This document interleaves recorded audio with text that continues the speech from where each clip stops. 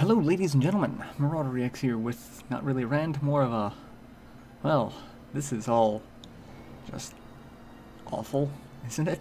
Type. I wake up on this wonderful snowy day. You can't see it, but it's snowing. It's snowing, and it never snows here. We get ice, so this is supposed to be a nice, relaxing day of being stuck in the house playing video games. First thing I wake up to is YouTube imploding upon itself. Why? Okay, so YouTube has changed their monetization policies. They're giving people a 30-day grace period for channels that don't quite meet this requirement to try to meet this requirement somehow magically, which the only way that a lot of it's going to happen is sub for sub, which not exactly a good way to make your channel grow because those empty subs mean nothing. But what they're doing is they're changing the monetization requirements. You have to have over 1,000 subscribers, or 1,000 or over subscribers, and 4,000 hours worth of watch time in the last year. That's a lot. Like, that's, I'm not gonna, that's a lot of stuff. Like, it's a lot. This is really going to affect so many channels. I'm just above this, really. Like, if you're looking on the scale, like, I am like one step above what they are considering for minimum requirements. So, and I know a lot of people who aren't. I know a lot of people who are way below this threshold, and now this kills any opportunity for them to make anything on this platform. Which a lot of, there's people on both sides of the fence. I'm seeing a lot more negativity about this change than I am positivity. The positive arguments are, you know, you shouldn't be doing this for the money. If you only have like 1,000 subscribers and this much watch time, you're not making that much, so it shouldn't be that big of a deal. That kind of train of thought. But the thing about the against is any sort of incentivization to continue, to keep growing, is what incentivizes you to keep growing. That's what I've done. Everything that I've made off of this channel, I've been able to turn around and put back in better equipment, you know, better, you know, I've got better microphones, I've got better PC, I've got better recording and editing equipment. A lot of the stuff that I use can be free, but then, like, my microphone, you're not going to find for, like I can't download a free microphone like I can OBS or Audacity. That's not how this works. You have to spend a little bit of money to keep going. And everyone says, oh, well, you have to spend money on a hobby. People aren't really making this is not a hobby like, you know, making models or painting or, actually, no, painting probably could be. Painting, maybe. Because, you know, you could turn around and sell your paintings. But, like, most hobbies, it's a hobby for fun. Like, you don't get into flying drones because you're expecting to turn a profit off of it. You do it because you enjoy flying drones. And if you can find a way to make profit off it, great. That's how things can expand. People said the same thing about the gaming industry years ago, before esports became a thing. It's like, you shouldn't be able to make money off of playing games. It's like, some people can. And every time I hear someone say, especially about YouTube, that you should get a real job, I want to strangle those people. Because it is not within their purview to declare what a real job is or is not. So, yeah, I'm a little frustrated by this. And, you know, like I said, I'm not affected right now. But it's a slippery slope argument, and I get it, but the way YouTube's been going, it's not that far out of the realm of possibility. It's the, well, right now it's 1,000 subscribers and 4,000 hours. Well, what happens when it's, you know, 3,000 subscribers and 10,000 watch hours? Like, they just keep expanding to where only the larger channels are the ones getting focus.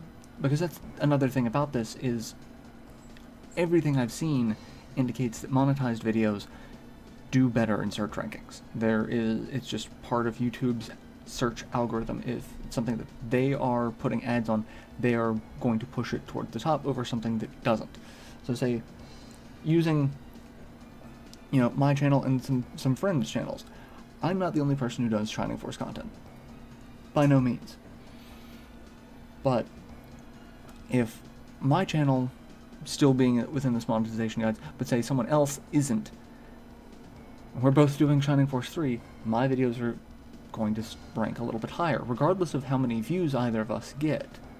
If one is monetized and one's not, do you really think YouTube's not going to push the one that's going to get them some money as well?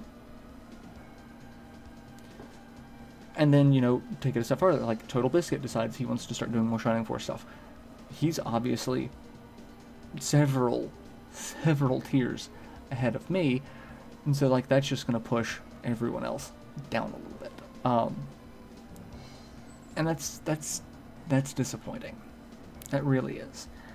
And the timing for all of this is really, really bad because it's coming on the tail end of the Logan Paul fiasco, and a lot of people are attributing it to that. I've seen some arguments that this is because of Logan Paul being removed from the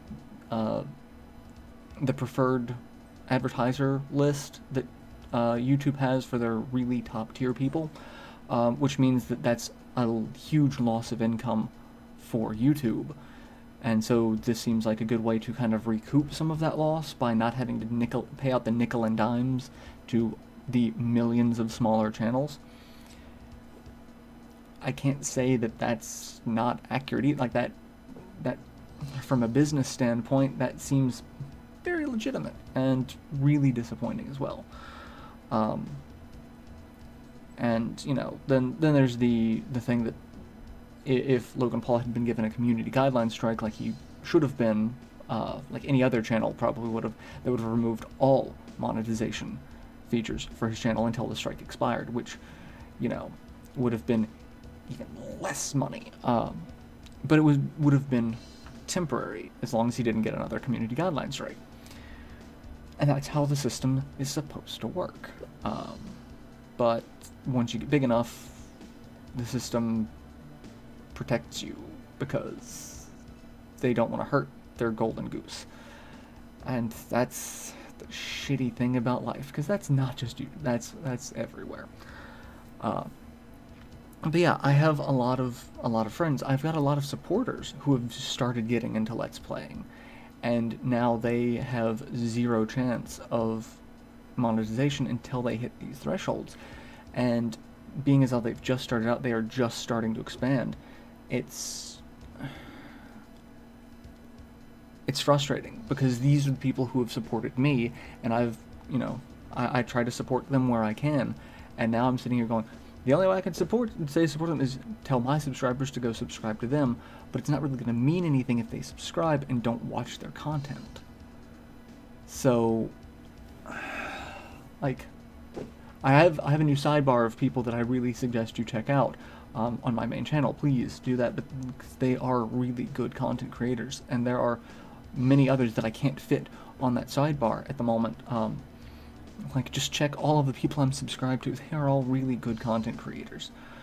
But at the same time, it's like you can subscribe to them, but if you don't watch their content, it's not going to help because they need both the subscriptions and the views.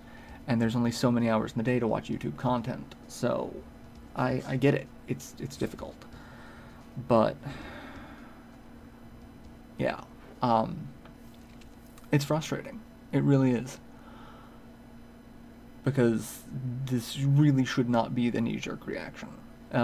It's going to make really difficult for new channels starting out. It's going to make it really difficult for channels that have more of a niche audience, like myself. Like, let's face it, I don't do a ton of mainstream content. Every blue moon, I do a brand new game that's getting a ton of press.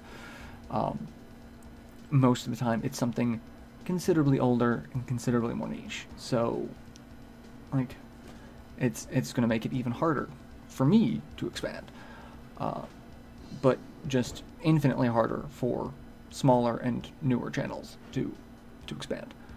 So, like, this is basically incentivization to, hey, do whatever's currently popular and trending and hope that you get, you know, it's like, that's not how, it's not what the platform's supposed to be, right? Like,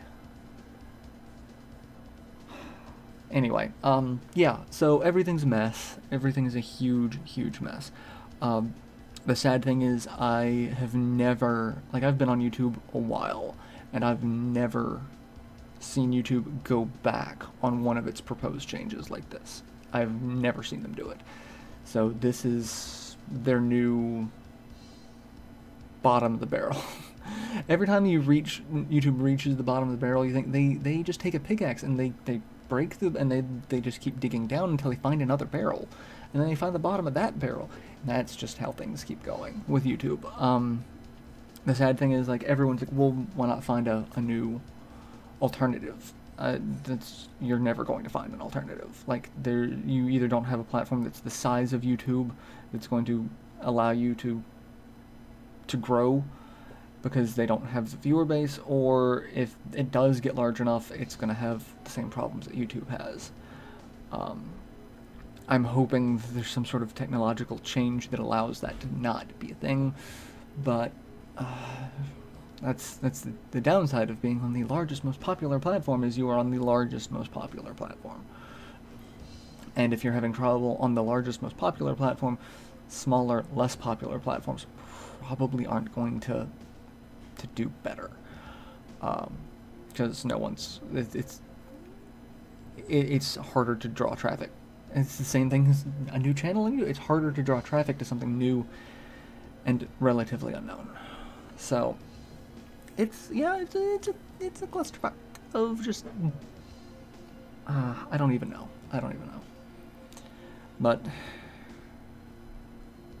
hopefully, maybe this could be the first time that YouTube goes back on their change, depending on community outcry.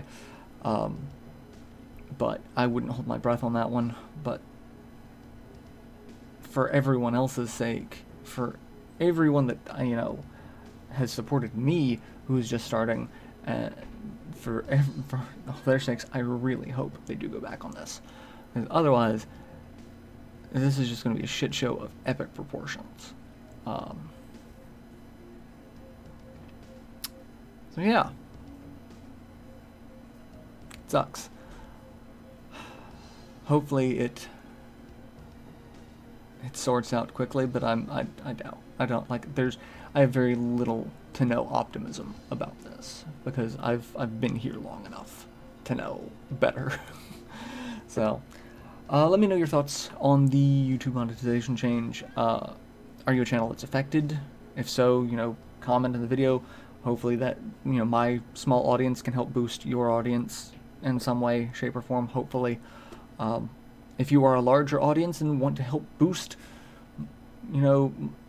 smaller audiences, please, I'm here. I'm taking applications for people to promote me. I don't know the best way to phrase that one. That sounds weird. And, as always, I'm thankful to everyone who does go through and comment, and add to subscriptions and add to playlists. Everything that people do for my videos really does help out a lot. And I'm also going to start plugging the Patreon a lot more, because that's probably going to be the most stable way to guarantee any sort of income off of doing this type of content. So yeah, thank you all to the people who support me. To the people who support me that are starting off, if there's anything I can do to help, please let me know. And to any of the larger channels who, for whatever reason, subscribe to me, I hope you all reach out to smaller channels as well to try to signal boost their the issue here, and that if there's content you genuinely enjoy from a smaller channel, please talk about it. Please send people that way. Even if it's not my channel, like, if it's my channel, please send them my way. But even if it's like any channel, just, yeah, please do. So till the next time shit catches on fire. Later, everyone.